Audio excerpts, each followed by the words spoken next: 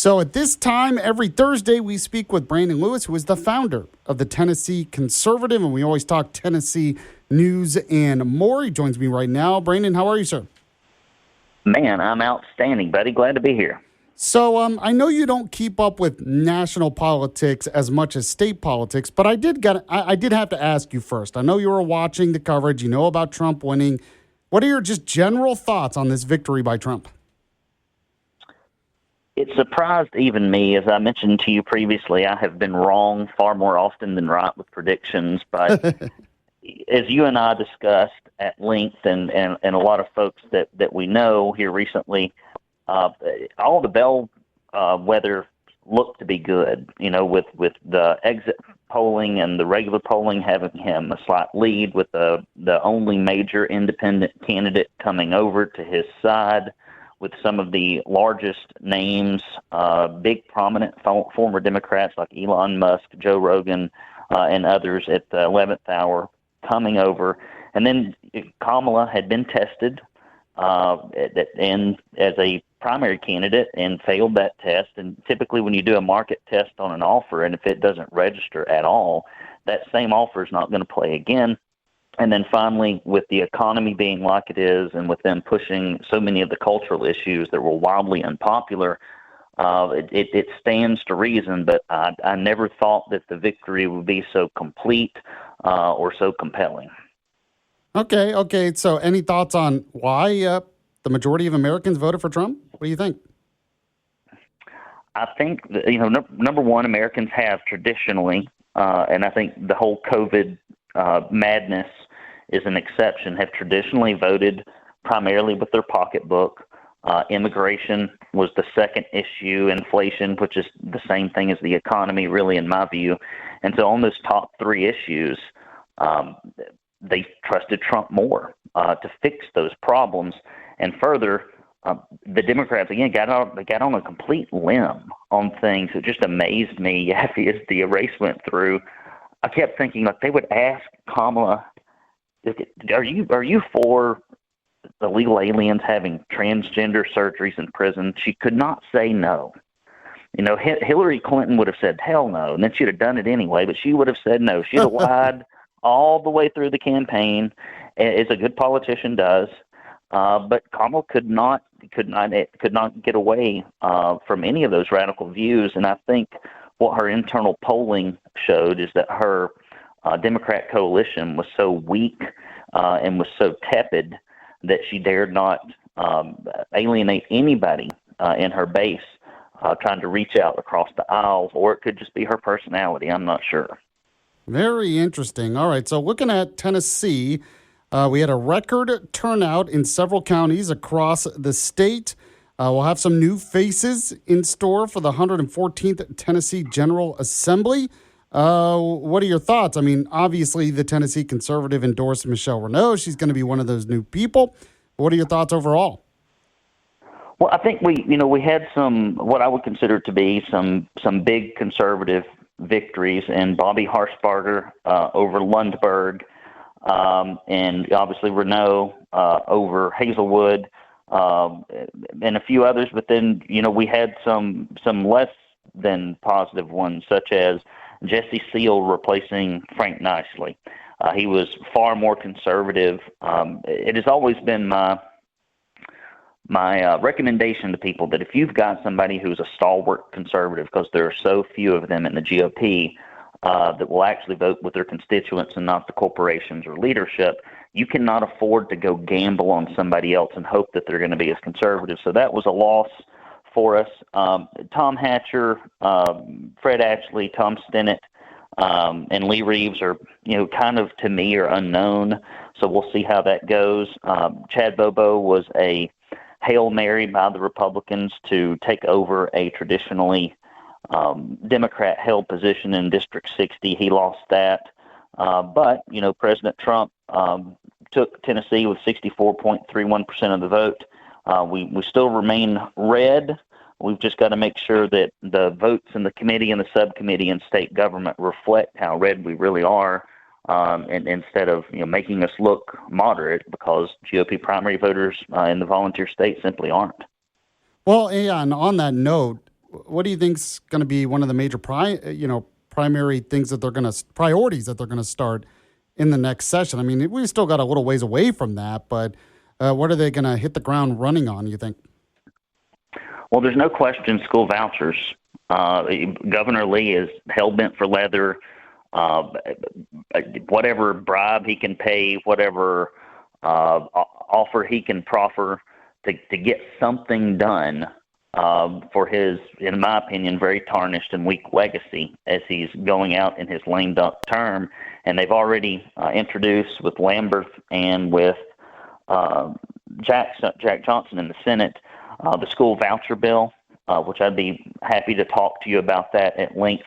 That's another conversation that would take almost a whole segment. Maybe Yes. But, I mean, it would. It's very. And I've read the bill. I've gotten some commentary from people that I trust, and I don't know. It seems a lot more symbolic and shallow. It does not seem to address any of the fundamental issues. It does not hold failing schools accountable. It just increases the overall expense for Tennessee taxpayers, and it will actually be offered to a very few Tennesseans anyway.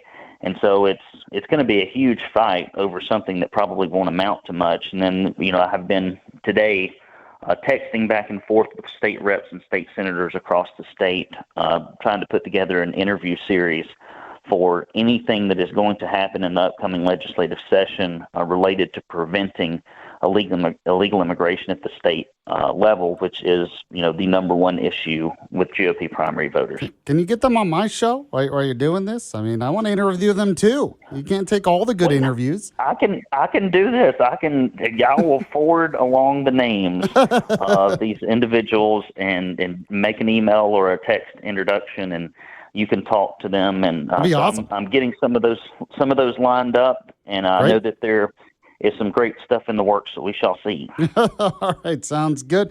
I'm speaking with Brandon Lewis. He is the founder of the Tennessee Conservative, which you can read, of course, at TennesseeConservativeNews.com. Subscribe for free as well. One story we got to talk about real quick, though. We had this issue in Bradley County High School where a student was told to remove a Trump flag from his truck, and there was a fight over that. What happened here? I love this story. This is the kind of stuff that, I suppose that I was like descended from revolutionaries, because every time I see someone sticking it to the man for freedom, I'm like, hey, good job. And so Jordan Zachman, who's a high school student, was sent to the office and was told he couldn't display his Trump flag because it was offending people, which I don't really buy, and I'll tell you why. And this is great. And so in a show of support for him, a ton of students came the next day. So like there was one Trump flag, and of course, the principal says you can't do that, and then 50 of them show up on the back of that is great. I absolutely love it when they. But to me, I mean, educators are just government employees that serve the taxpayer, and I don't think that they should be allowed to squelch the First Amendment rights of free speech of the students.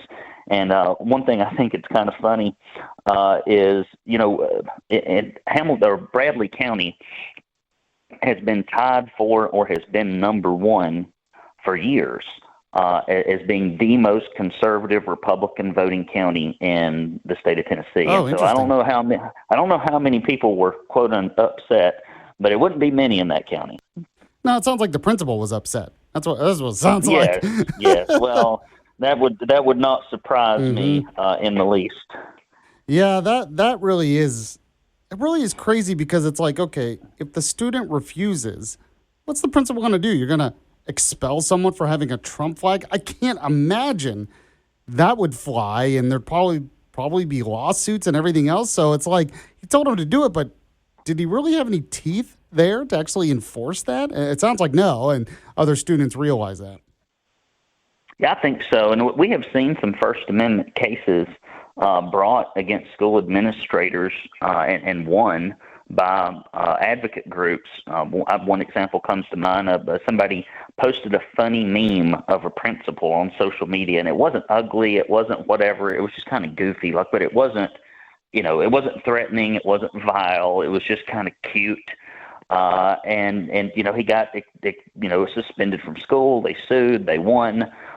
because your government employees can't tell taxpayers and citizens, hey, here's how you can speak when you're outside of school. That's not their business. And so I think we're entering an era, Yaffee, where I'm going to be really pushing for free speech issues in Tennessee, because I think we need more of it. It's been under attack for so long, and I think it's time we hopefully can see it experience a renaissance. Couldn't agree more, my friend. Now, the last story I wanted to talk to you about, Hamilton County saw a lot of early voters. And correct me if I'm wrong, I think Hamilton County did go for Trump. Am I right on that? To my knowledge, I believe it did. We are a reddish, purplish county. Unfortunately, hopefully, we can keep that. The city is blue, the county is red, and together they make purple, right? Or almost. Yep. And so official tallies indicate that 117,000 and some change cast their ballots between October 15th and 31st via either absentee ballot or in person, and roughly 45% of registered voters across the state cast ballots early this year, which is remarkably high compared to a lot of other states. And if I'm not mistaken, and I could not find the data, but I had a friend of mine send me something and said, wow, what's going on with the vote being up 13% in Hamilton County in this election? And 13% was, like, when I looked at all the other county numbers, it was in the top 4 or 5 at the moment that the gentleman sent the stuff to me, compared to other states across the county. I don't know how that held as election day rolled on, but nonetheless, we have seen an uptick, and some of that may have been the infusion of cash from Olin Mills into the Democrat races and the party in Hamilton County, turning out more Democrats. I don't really know what caused it. I would have to sit down and parse the numbers with somebody. Brandon Lewis, he is with the Tennessee Conservative. You can read it at TennesseeConservativeNews.com. Anything else before I let you go? Was there anything else you were keeping an eye on you wanted to talk about real quick for a minute? I just want to make America great again. I'm so excited to think that Trump. I really do believe, Yaffee, that he will actually take action. As Republicans, we are typically always disappointed because our party takes over. They do virtually nothing. They grow the government slightly slower. Yeah. They suck a little less than the Democrats. It's been that way my entire life. Trump was the first person that took the bull by the horns, but he was new, he was green, he picked some of the wrong people.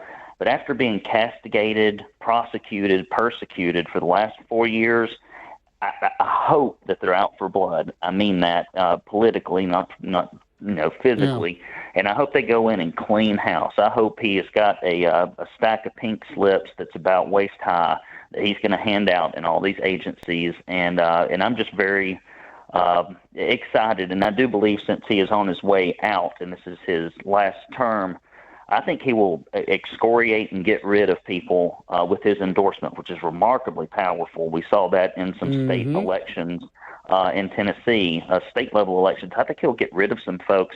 And so I'm thinking that the House and the Senate will be far more compliant with this mandate and with his probably temperament going into office the second time around. At least that's what I hope.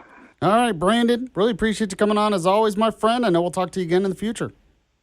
All right. Take care, buddy. You as well. By the way, reminder, you can read his stuff, TennesseeConservativeNews.com. Subscribe for free as well. It's a great site. It gets so many of my stories for the Tennessee Bullet Point from his site. And as I said, you can subscribe to the newsletter for free, for $0, for nothing.